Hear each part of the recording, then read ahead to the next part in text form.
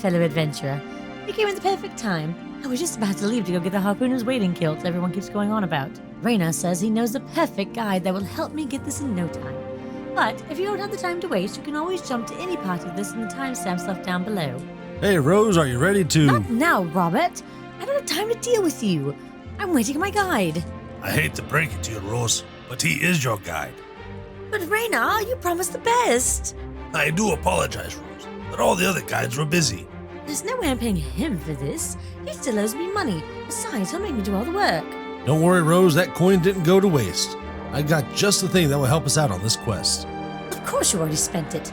Remember, I paid you good coin, so don't expect me to do any of the work. You won't have to lift a finger. Alright, from what I've gathered, the first lead is right over here in Blackwood. This is where we're going to find the Kothringi cut leather. You get it by beating any of the world bosses in the zone. That sounds about right. There are about 6 in the zone. They're located right about here on the map. If you're more of a solo player like me and you like to rely on just yourself to get through on this, you might want to fight the Minotaurs or the Toad. Those appear to be the easiest ones to fight if you're alone. Well, that was easy enough. Where to next, Robert? Oh yes, this next lead appears to be one of my favorite areas to gather resources, and that would be here inside the small but surprisingly busy zone of Balfoyan. This is where we're going to get the Silverweave cord. Getting this lead is really simple, as it only drops from the random Covenant soldiers you find right outside of town. So all you need to do is pull your best impersonation of a one-man army until it drops. You stupid fetcher, how dare you ruin the wheat for Now Rayna's that we've sweet showed the rolls. Covenant how passionately people perceive their pathetic assault on precious produce, we can proceed on to the next lead.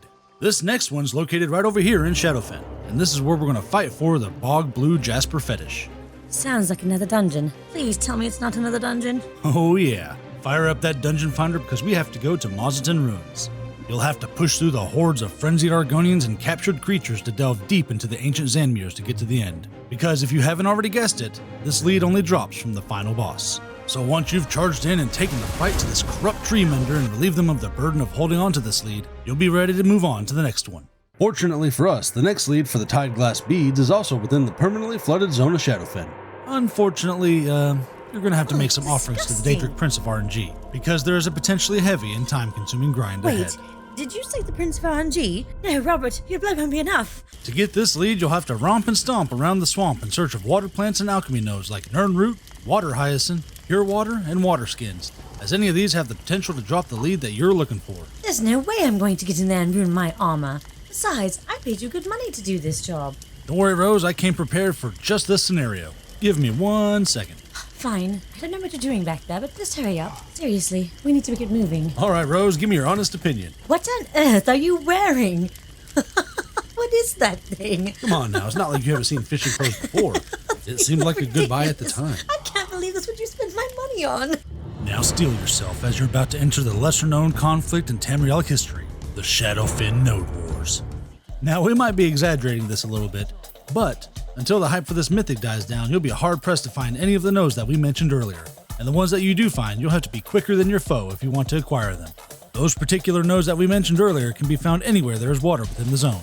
So that means from the muddied rivers all the way to those croc-infested murky swamps are going to be the places that you want to dig through to get them. When I went to go look for this lead, I traveled up and down the river's edge, right around the highlighted areas on the map above. And when I came across a town on my way down the river, I went ahead and made sure I took the swamps as a detour to go around. As far as grinding this lead, there's only really one tip I can offer.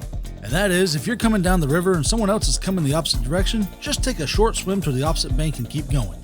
Or you can detour through a swamp, as there is a high chance that person has been grabbing all the nodes from that direction and they need time to refresh. Now that you've gotten enough Water Hyacinth and Nirnroot to last you for the next few Kalpa cycles and have gotten your lead, you're ready to move on to the next one. So what's this last one? No, let me guess. Is it a dungeon? No, maybe a delve. Oh no, with my luck, it's probably a trial. Never mind, just tell me what it is. Nah, nothing like that. We have to come at this one from a different angle. This is sounding quite fishy. Your outfit should have tipped me off. Alright, let's go ahead and get on over to Murkmire.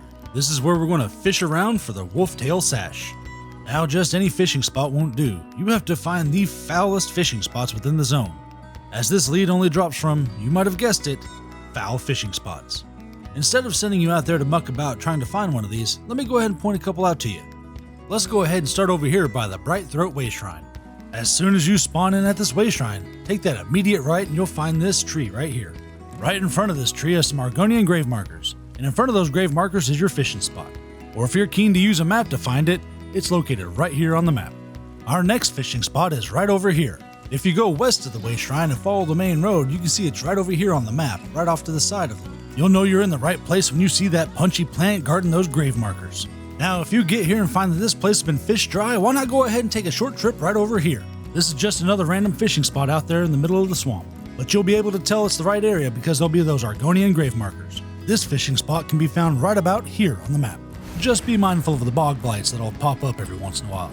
Now, if this spot is also run dry, or if you don't feel like beating back the hordes of the undead, just go a little deeper into the swamp towards the shoreline and you'll end up here. This fishing spot's right here on the shoreline next to this Zanmir, right about here on the map.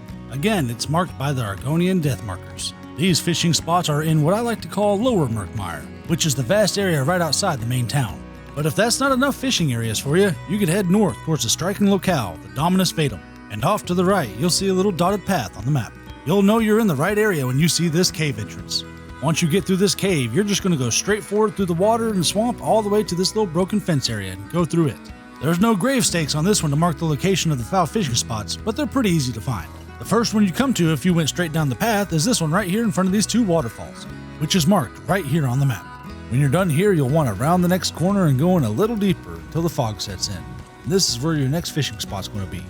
Just for reference, it's located right here on the map. When you've tapped this one out, just go in a little bit further until you see this skeleton, and the fishing spot will be right to the left of it. It should be right around this area on the map. And if you still haven't gotten this lead, go ahead and head back even further until you see these plants that'll give you a quick and this final fishing spot's right in front of them, right here on the map. With the last lead in hand, all we need to do now is to go out and dig them all up. And lucky for us, these are not like most leads where you normally have to excavate them where you find them. All 5 of these leads have to be excavated in Blackwood.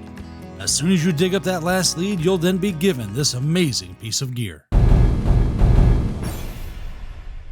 This item has great potential when it comes to dealing out more damage. Here's a quick rundown of what it does. When you're dealing damage, you get a stack of something called Hunter's Focus for 1 minute. You can have a maximum of 10 stacks, which are gained 1 per second while you're directly damaging an enemy. For each one of these stacks, you gain 125 critical chance and 1% more critical damage. So that's a max potential of 1,250 extra crit chance with a 10% increase in crit damage. Now, this being a mythic item, we know there's a negative to it. And this one states that if you take direct damage, 5 of these stacks are going to get removed. And this can happen 1 per second while you're being directly damaged. And of course, if you take it off, it also removes all the stacks. I hear those gears turning. I know what you're thinking. I bet you're thinking, does it stack with other sets like Medusa that give you minor force? Well, I tested that out and the answer is yes, it does. Your crit damage percentage from the Kilt stacks quite nicely with your minor force. As you can see from my stats here, once the time is up, it shoots right back down. I do feel like that I have to say, as powerful as this item is, I don't think it will suit all of your fighting needs. I say this because PvP and solo adventuring will leave you open to attacks, and thus you won't be able to build up any of the stacks. In my own personal opinion, I see this as a useful item for dungeons and trials where you have a tank that takes all the beatings for you so you can just sit back and bring the pain. Now enough talk. Get out there and change that definition of DPS to deaths per second. We hope this guide has helped you out in your adventures. If it has, why not go down below and give us a like, and possibly leave us a comment on any future guides that you'd be interested in seeing. And while you're down there, why not go ahead and hit that subscribe button and ring that bell for notifications so you get notified of when we release new content.